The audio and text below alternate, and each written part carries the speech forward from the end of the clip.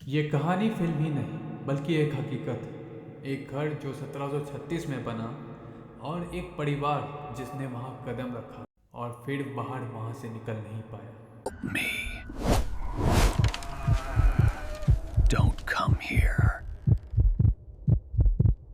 रोडो आइलैंड का ये फार्म हाउस इतना पुराना था कि इसकी दीवारें भी लगती थी कि जैसे चीख रही हैं। यहाँ कई मौतें हुई थी, कई लोग यहाँ से गुम हुए थे और कई रहस्यमयी हादसे हुए थे। लोग कहते थे ये घर जिंदा है। 1971 का दौर था। पेरोन फैमिली यहाँ रहने आई। 5 बेटियां, एक माँ और एक पिता। पहले ही दिन मकान मालिक ने कहा रात में लाइट मत बंद करना, लेकिन उन्होंने ये कहा कि आखिर क्यों। उन्हें कुछ नहीं पता था कि यहाँ क्या हो रहा है। पहले कुछ दिनों में छोटी छोटी चीजें हुई। दरवाजे अपने आप खुलना, कमरों में ठंडी हवा चलना और दीवारों पर हल्की खरोंचे दिखना, कभी किसी के चलने की आहट आना। फिर एक रात छोटी बेटी ने कहा, माँ मेरे कमरे में कोई खड़ा है। घर में कोई था जो दिखता नहीं था पर महसूस होता था। कोई खिलौना अपने आप गिरता, कभी कोई कुर्सी हिल जाती।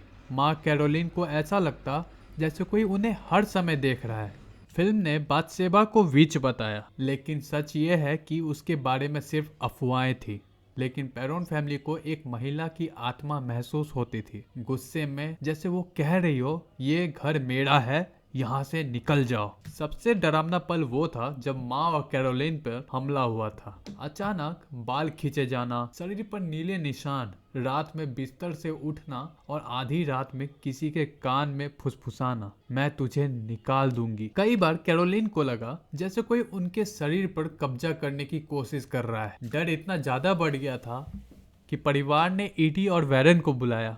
वेरन ने घर में कदम रखा और कहा यहाँ बहुत पुरानी तकलीफ फंसी हुई है। ईडी ने बेसमेंट में जाने से मना किया, पर वहाँ कुछ था जो कोई नहीं देख पा रहा था। सीएन शुरू हुआ। रात अंधेरी थी, कमरे की हवा भारी हो गई थी। अचानक कैरोलिन चीखने लगी।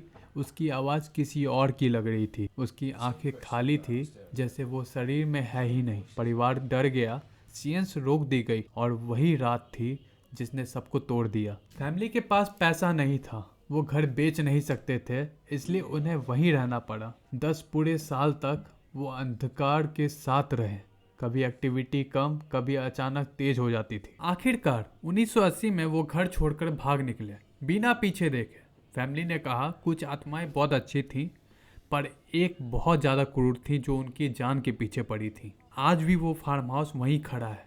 लोग कहते हैं वहाँ से कुछ आवाज़ें आती हैं, लेकिन कुछ धीमी, कुछ बहुत तेज। लेकिन खिड़कियों के पीछे कोई दिखता भी है। फिल्म ने बहुत कुछ दिखाया, लेकिन असली कहानी ज़्यादा शांत, ज़्यादा धीमी और ज़्यादा डरावनी है। क्योंकि फिल्मों में डर आता है, लेकिन इस घर में डर रहता था और शायद आज भी वही है। तो दोस्तों मैं इस वीडियो को यहीं रोकता हूँ।